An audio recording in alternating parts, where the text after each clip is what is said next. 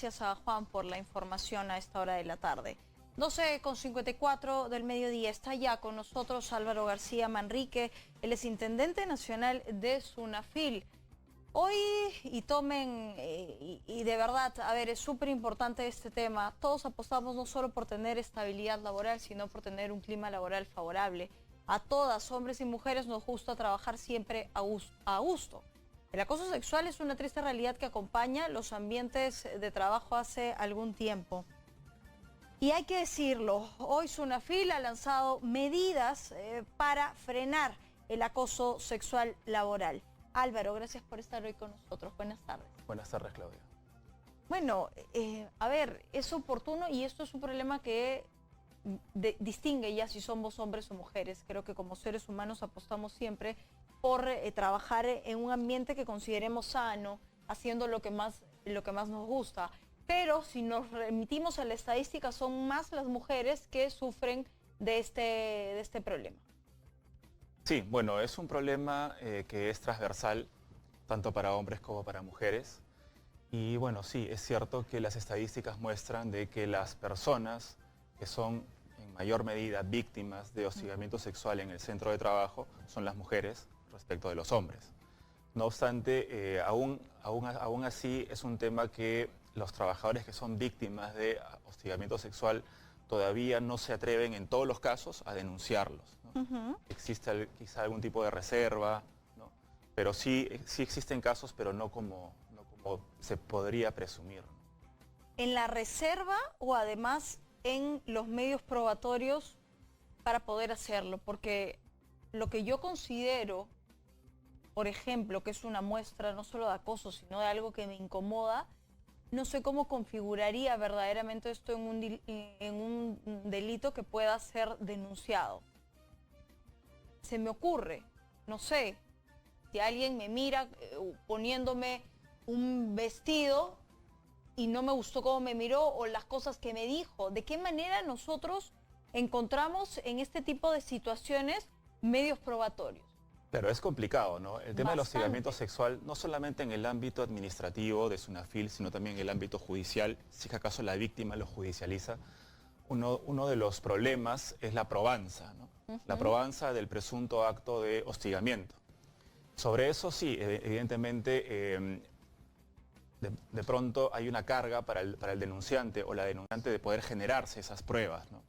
Sobre eso sí es importante hacer una aclaración con relación a cómo interviene SUNAFIL cuando una denunciante o un denunciante plantea un caso de hostigamiento sexual y no cuenta con un elemento probatorio en ese momento, cuando presenta la denuncia. Desestimada. Eso no implica que SUNAFIL desestime la denuncia. Ok. SUNAFIL igualmente va a generar la orden de inspección, generar la actuación correspondiente para que el inspector in situ ya realice las investigaciones correspondientes. Porque, insisto, es un tema que entraña una problemática con la probanza. Entonces, si vamos a limitarle, además de eso, al denunciante que presente su denuncia con pruebas que no las tiene, sería un poco recortar la posibilidad de defensa de esta persona, ¿no? Ahora, ¿qué probabilidad tiene en esta línea que tú acabas de decir de que en efecto SUNAFIL le da, le da el beneficio de la duda al victimario y además a la víctima, no desestimando lo que va a ser una potencial denuncia más adelante? En esta configuración de poder encontrar material contundente que pueda recibir no solo una sanción administrativa dentro del centro laboral, sino que más adelante se pueda configurar judicialmente en otra cosa. Claro, insisto, ¿no? Cuando una persona presenta una denuncia sobre hostigamiento sexual, en ese momento, claro, va a tener que señalar, por ejemplo, el nombre del presunto hostigador, va a tener que indicar en el documento en qué circunstancias se ha dado esa conducta sexual o sexista, ¿no? Pero si no cuenta con un elemento probatorio, eso no va a implicar que liminarmente se desestime la denuncia, sino que va a haber igualmente la investigación en la que se podrá determinar si es que hubo o no un acto de hostigamiento. Álvaro, vamos a seguir hablando de este tema. Te pido esperar un poquito porque tenemos que ir de inmediato a la pausa. Y vamos a regresar con más mujeres, hombres, estén atentos. Estamos hablando de un tema súper importante. Si se sienten identificados y demás, esta es la oportunidad. Y además conéctese a las redes sociales, porque si usted tiene alguna duda o consulta, se las voy a transmitir de inmediato a Álvaro García, que está hoy con nosotros. Vámonos a la pausa. Esto es Exitosa Perú. No se mueva.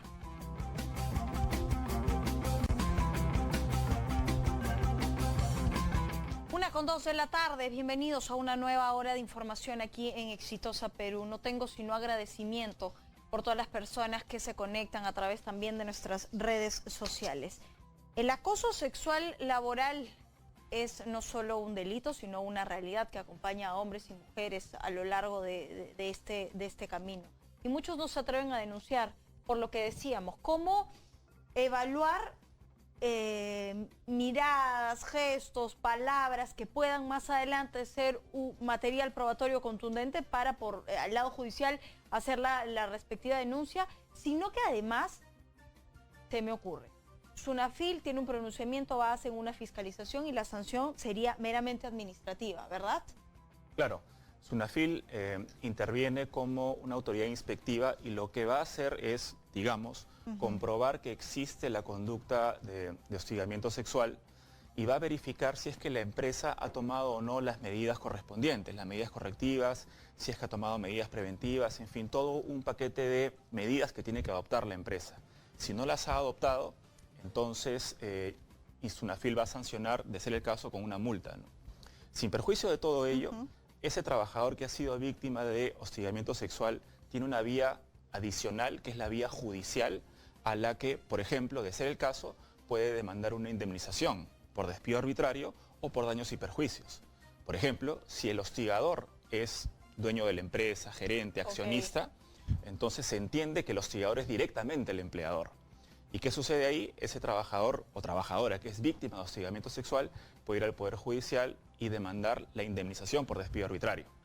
Más allá, en paralelo, en adición, a la multa que puede imponer SUNAFIL.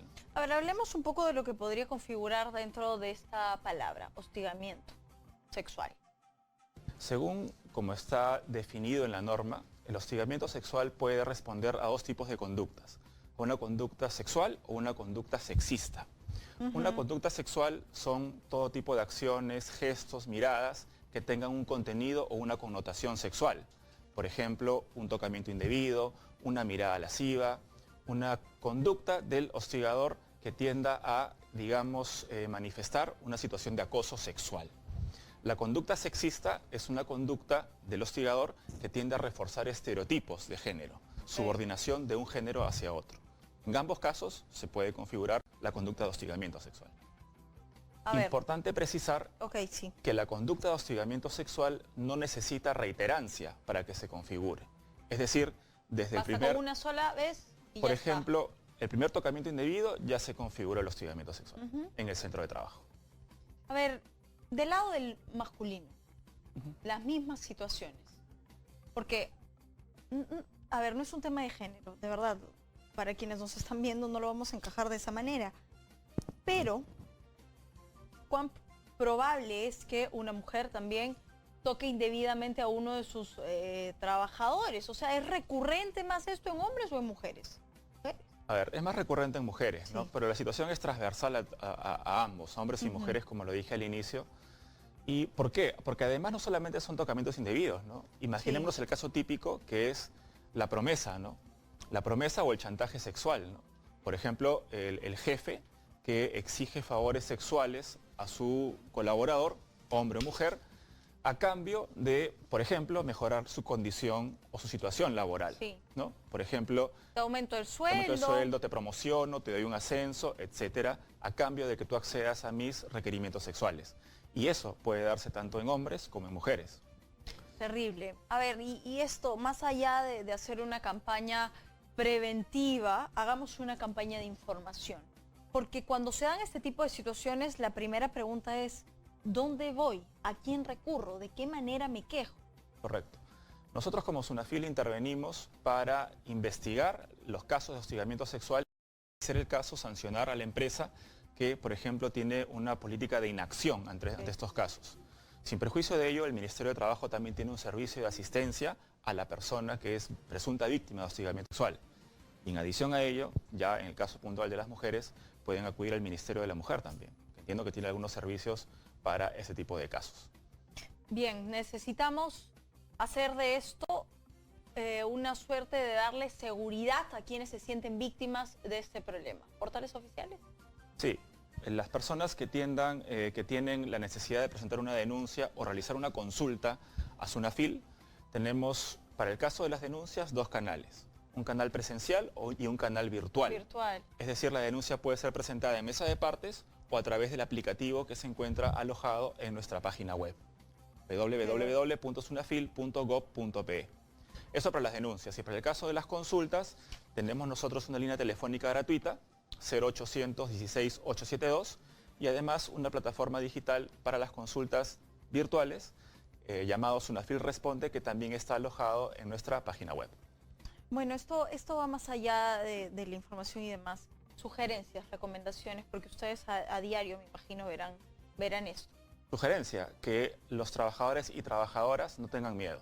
Si se presenta una situación de acoso laboral, acoso sexual en el centro de trabajo, no tengan miedo de denunciar. ¿Por qué?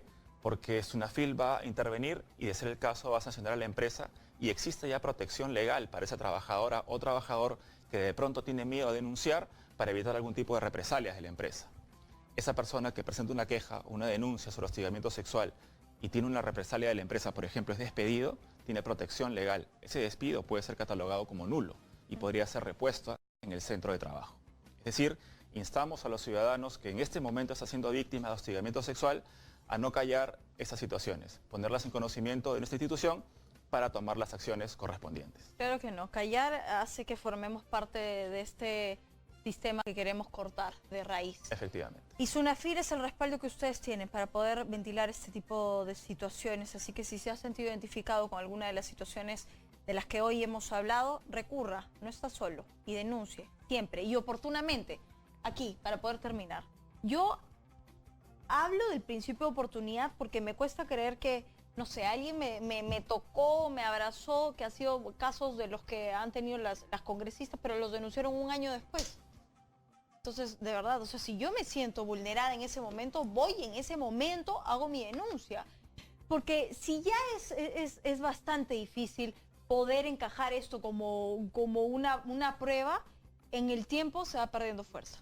Ahí un punto importante, ¿no? Aquí también podemos exhortar a los compañeros de trabajo, ¿no? Ok. ¿A dónde quiero llegar? Esa trabajadora que, por ejemplo, está siendo víctima de hostigamiento sexual puede conversar con una compañera o un compañero de trabajo a que le ayude a generar esas pruebas. Y sobre esto hay que decir que la protección que la ley le da al presunto o presunta víctima de hostigamiento sexual también se extiende a los testigos, a los testigos que pueden ayudar a esclarecer estos casos. Bien, te quiero agradecer, Álvaro, por haber estado hoy con nosotros. Álvaro García Manrique, Intendente Nacional de SUNAFIL. Bien, vamos a ir con más. Mil gracias, Álvaro.